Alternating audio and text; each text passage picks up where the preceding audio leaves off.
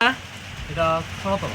আপনাদের মূল সমস্যাটা কি হইতেছে? মূল সমস্যাটা হচ্ছে এবার আমাদের এখানে কিছুদিন যাবৎ বিগত 10 থেকে 15 দিন ধরে বিএসএনএলের যে এমনিতে নেটওয়ার্কের কথা বলছি, বিএসএনএল নেটওয়ার্ক মোবাইলে কোনো টাওয়ার এরকম কোনো নেটওয়ার্ক নেই।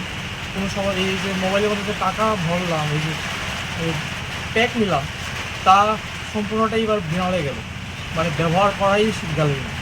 তারপর এবার যদি আমরা ফাইবার বিএসএনএল ফাইবারের কথা যদি আসি, এবার বিএসএনএল ফাইবারে দেখা যাচ্ছে কি আমরা মাসে 500 টাকা 600 টাকা করে মাসে দিতে লাগে, কিন্তু দেখা যাচ্ছে কি আমরা সেইভাবে আমরা তাদের সুযোগ সুবিধা পাচ্ছি না। তাদের কাস্টমার কেয়ার সার্ভিসও তাদের খুবই অত্যন্ত বাজে।